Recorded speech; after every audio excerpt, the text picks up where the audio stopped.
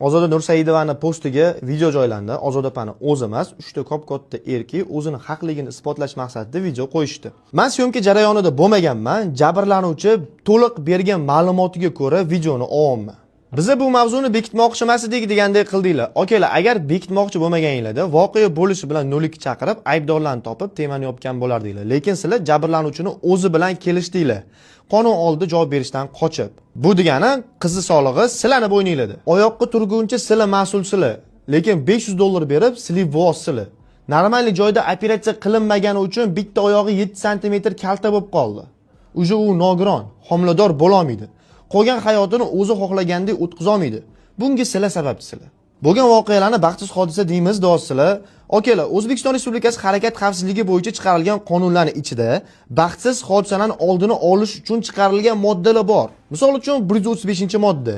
Ya'ni voyaga yetmagan hamda pravasi yo'q insonlar mashina haydashi mumkin emas. Oddiy remen taqmasak qanaqa shtraf keladi? Sizlar pravasi yo'q bo'lgan insonni rulga o'tkazyapsizlar.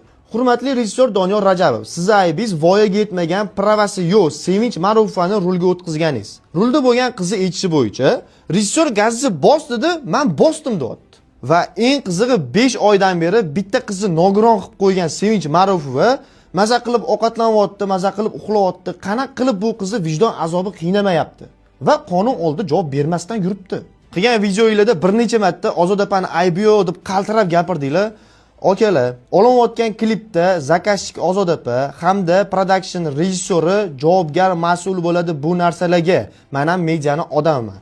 Mana, Ozoda Nursaidova, sizga odamgarchilik yuzasidan bitta savol.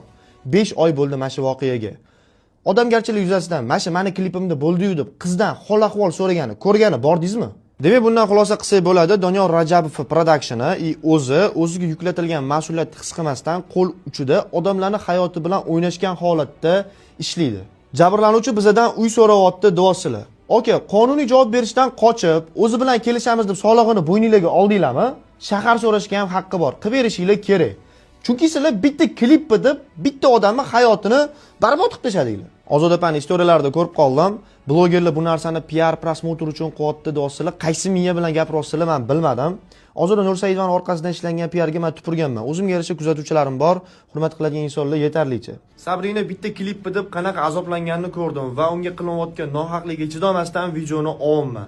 Hurmatli tegishli idora vakillari, Ozoda Nursaidova, rejissyor hamda ruldagi qizga hamma kabi qonun hamma uchun teng, qonuniy chora ko'rishinglarni xohlaymiz. Bu temani bildirish meni vazifam edi, vazifamni qildim. Chorani ko'rasizlar degan umiddaman. Har doimgidek pagnali.